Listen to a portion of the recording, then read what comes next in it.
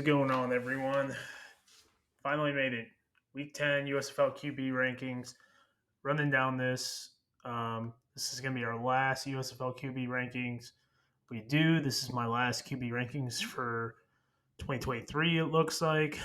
We started out in February with XFL ones, and now we push down to USFL rankings. A little bit wacky this week. EJ Perry making his debut, Montel Cozart and Bethel-Thompson doing some cameos. But without further ado, let's get into it. Honorable mention this week, Bethel-Thompson came in as the up back through one pass. We've seen Logan Woodside do this. We've seen AJ McCarron do it when they were with the Titans and Texans, respectively. Came in, Kai Nakua made a great play on the ball on the deflection. They ran an out route with one of their slot guys. Ended any statistical promise from Thompson that day. Gutsy call by Andrus, but in the end didn't work out. Thompson was the backup this week. They flipped between him and Vad Lee every week, and he finishes the season going 1 of 2 for 11 yards in his first season in the USFL. Coming in at number 9, making another appearance on this list, Montel Cozart, Houston Gamblers. He was ranked 6th last week, had a very mid performance last week. This week, didn't do much except help the Breakers win the game. Obviously, Breakers won 17-10. Cozart went 0 of 2, no passing yards, no touchdowns, 1 interception to Vontae Diggs while they were in the red zone. It looked like Cozart really didn't know what he was doing, kind of just threw it wildly, and Diggs made a good play, sideline. Cozart wasn't even trying to throw that ball out of bounds either. There was no receiver in route. Last year won the USFL championship with the Breakers, had some nice games, nice little appearance last week. Was utilized as a change of pace guy, but this week didn't really do much, and one of many reasons why the Gamblers lost this weekend. Coming in number 8, DeAndre Johnson, 12 of 27, 137, no touchdowns, 2 picks, 12 rushing attempts, 68 rushing yards, and 1 fumble lost. Johnson had a great game last week. Last week he was number 3 quarterback. This week, not so much. We've always talked about Johnson, his ability as a runner, and the inconsistencies he possesses as a passer. This week, we kind of saw those inconsistencies. Biggest thing I saw was flushed out of the pocket, couldn't really do much. And one thing that really bothered me was on his interception to the end zone. He had Darrell Stewart down the sideline one-on-one and kind of threw off his back foot, didn't really set himself. Threw it to the middle of the field, didn't get Alonzo Moore involved. Limited input from Cam Eccles-Zuper. And usually when they're really successful is when, 1 or 3 of those tight ends, can total about 50 yards from their read option plays and whatnot. And, a lot of play action from Johnson, really maximizing his talent there. Obviously, Generals lose. They finish the season 3-7. Johnson finishes just under 1,000 yards. Kind of a shame. He's dealt through a lot of stuff. The Generals have dealt through a decent amount of quarterback controversy. Obviously, there's Eric Barriere on the list. Now we've seen Johnson play 2 years in the USFL, really wondering what his future is for next year, especially with them keeping Barriere on the bench. Coming in at number 7, I got EJ Perry. First off, the balls on Coach Marty and Coach Nolan to go with EJ Perry, who's been on the Panthers roster for about 38 minutes. Very commendable. Put a 12 of 23, 121 passing yards, no touchdowns, no picks, 10 rushing attempts, 48 rushing yards, a rushing touchdown, and 3 fumbles, all on missed snaps. Didn't get hit or anything like that. He fumbled on his rushing attempt, bobbled the snap on the 2-point conversion.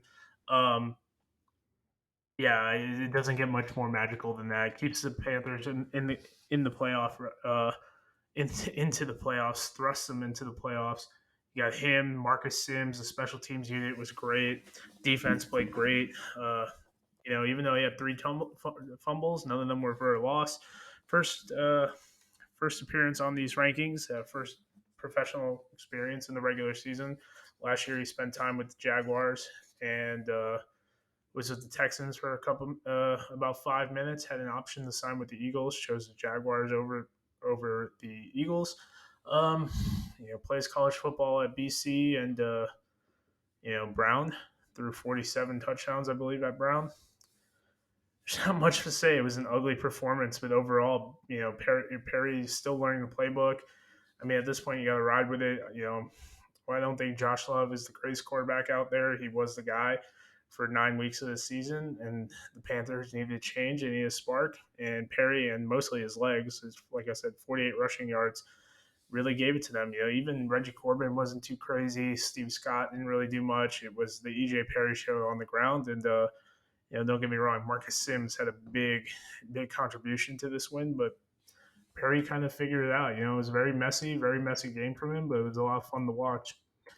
Coming in at number 6, Kenji Bahar. Last week I had him at 7. He went 21 of 30, 231, no touchdowns, no picks, 3 rushing attempts, 12 rushing yards, 1 fumble. Biggest thing I've said about Kenji Bahar is kind of a poor man's Alex Smith from that 2014 season. A lot of dinking and dunking. We saw him push the ball downfield a couple times, but for whatever reason, he was subbed in and out a couple times by um, Coach Johnson. Cozart came in the red zone, threw a nasty pick. There was a mishandle on a field goal, which Hunter Nicewanger has a pass attempt now. While I don't think Bahar, they necessarily win this game, even with him in, it obviously becomes a little bit closer. I do think the Breakers are overall a better team, and they could have turned up the heat a little bit if they needed to. But in the end, they needed to lean on Thompson 90% of the time. He accounted for 14 touchdowns this year. If it wasn't for Magoo, Thompson could be the MVP. He's probably going to be offensive player of the year, but that's just how the cookie crumbles. A lot of dinking and dunking for Bahar. Stat line's a little inflated because of 2 nice passes downfield, but once they took that away from him, got a little bit uncomfortable, and then towards the end of the game, pressure started from the defensive line started getting to him. Couldn't do much. A little bit questionable with the clock management and not going for it on 4th down towards the end of the game. Granted, defense got to stop, but in the end, Gamblers lose a much improved season. I believe they go 6-4 this year, and I just don't know if Bahar's the guy next year. Love to see a little bit more Terry Wilson, a lot more exciting player. Coming in number 5, Memphis Showboats. Cole Kelly last week he was number 8, 20 of 30, 145, 1 touchdown, 1 pick, 6 rushing attempts, 9 rushing yards. Kelly showed a bit of improvement come last week. Last week he made a lot of silly throws, a couple batted balls, 3 interceptions last week, I believe. If it wasn't for Josh Love with his 4 interception game, we'd probably see Kelly at that bottom spot. But in the end, didn't really wow anyone. When you're playing Birmingham, you got to have that A game out there. Much more competitive with him there. I do think that he needs a bit more seasoning coming in. I'm seeing a lot of his football staying up there a little too long. Sometimes he's missing the mark or decent to his receivers on out route. You see the receivers kind of reaching back to catch the football a decent amount. I really would like to see him come back next year with the Showboats. Give him the full 10 games. I think they, maybe win that first game, make things a little bit more competitive. Brady White was not it, even though he went to Memphis. I don't know if you knew that. But they had a decent formula, decent core of receivers. We saw a real awesome improvement from Vinny Papali taking a next step. This year, obviously, Rashard Davis was hurt. Cyrus Mitchell didn't really do as much as we thought. Get these tight ends more involved. J.J. Wilson, Daniel Helm, and they also had a decent amount of injuries with Alex Collins at running back. We could see a much improved Showboats team, especially the way the USFL rolls, where we don't know if these players are going to the NFL and what they got going on. The biggest stars usually make their way to the NFL. So we'll see what happens, and that could change the landscape of the league a little bit. Coming in number 4, Pittsburgh Maulers. Previous ranking, I have him at number 5. It's Troy Williams. Williams went 17 to 25, 145, 1 touchdown, 6 rushing attempts, 40 rushing yards. Biggest thing what Troy did, a clean game. It doesn't get much better than that. No interceptions, no fumbles, and was able to bounce off his rushing attack. Him and Groshek combined for 94 yards. The biggest thing he always does is always run away from pressure, throw the ball away, live to fight another down. Extremely raw as a passer. At sometimes it felt like they couldn't get all their receivers on the field. I think if you bring in a receiving core with Isaiah Henney, Bailey Gaither, Trey Walker, and Ish Hyman, coupled with those running backs aren't too dynamic, but they're not bad. Garrett Groshek, I always say, has made more people miss in the backfield than I've ever seen. But outside Terry Poole, offensive line doesn't stand out to me as much. I really think Williams and Cole Kelly, those two guys, could be the cream of the crop of the league next year. A little bit comparison to Jalen McClendon, kind of how he came in a little bit later, but Williams figured it out, got these Maulers to the playoffs, and they ultimately won the North Division. So awesome game from him, real clean, keeps that formula. Let's see what happens next week, especially against a good Michigan Panthers defense. Coming in number 3, Case Cookus, 24-44, 247 passing yards, 2 touchdowns, no picks, 7 rushing attempts, 48 rushing yards. Last week I had him at number 2. This week he's at 3. I mean, this poor guy. I mean, he's got what it takes to go to the next level. I don't know if he'd be a star in the NFL. I don't think he would, but he could definitely be on the NFL roster coming this year. Obviously, we know Case spent time with the Rams. Biggest thing for him that I want to see, can he stay healthy? This guy takes a beating. He had a hand issue, an ankle issue, looked like a calf issue. He's constantly holding his ribs. This guy lost Corey Coleman. He lost Chris Rowland. He lost Jordan Sewell. Granted, Sewell and Rowland were out during the most of the season. Coleman out this game, but it was a lack of running game. You had Jameis Williams, taking some reps after he just got signed with the team. Their right tackle Toth, he was just signed by the team. Drew Himmelman was signed midway through the season, one of the more underrated signings of the USFL. Definitely created a lot of stability there. While the offensive line didn't give up any sacks this week, we saw a lot of pressure under Cookus constantly, taking off from the run. The Michigan Panthers defense did a great job limiting this, especially when Coleman went out. Biggest thing, we're always going to talk about with Cookus is, can he stay healthy?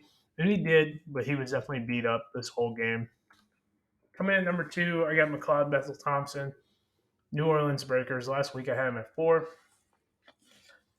Did just what he needed to do to will the Breakers to a 17-10 win. He went 23 of 31, 227 passing yards, 2 touchdowns, 1 rushing attempt, 1 rushing yard. He did have 2 fumbles, but in the end, did exactly what he needed to do. Threw a nice touchdown to Anderson. Johnny Dixon had a touchdown as well. They were able to do some nice things with Sage Surratt, get him the ball in space. He had almost 40 yards. And while Wes Hills clearly was laboring down the stretch, and that could be a big bugaboo for them next week when they play the Stallions. MBT showed that he can put the team on the back and get the ball down the field like he has been all season. Finishes the year with over 2,400 passing yards, which led the USFL. And no surprise here, coming in at number 1, Magoo. Alex Magoo has been number 1 quarterback, I think, in the USFL for the last 5 weeks on our rankings.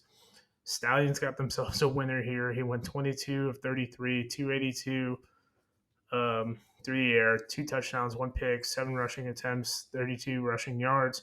Another 300-yard performance. It just seems every week we're talking the same thing. Keeps his eyes downfield, moves around in the pocket, able to use his legs to buy more time or get a first down. This guy was trying to hurl people in an air quote meaningless game that they had. Obviously Stallions already clinched, but this guy did it all this season. He totaled 25 total touchdowns, which tied AJ McCarron from the XFL. Finished with over 400 rushing yards, six in the USFL as a quarterback. And granted, missed a couple snaps in week 3, only played half the game in week 1. Is even more amazing season. Could be a little bit more dynamic if he, played the whole year. But in the end, Magoo gets I think it's his 3rd Player of the Week award front runner for MVP, and we could be seeing him on the roster in the NFL. Guys, finally knocked this all out. It's our final QB rankings for the year. Appreciate you guys from the XFL QB rankings to the QB spotlights and everything in between. What this means to the channel, we're going to keep doing interviews. We're going to do some breakdowns and whatnot. I got an interview on Wednesday with a college coach. I got an all USFL team I'm doing as well. And then on the USFL News Hub, I am going to be doing my final QB rankings in the next week or two. And that's going to be for every QB that threw a pass this year, similar to what I did on XFL News Hub. Appreciate you guys, always supporting the channel. Really means a lot. And catch you guys soon. Thanks, guys.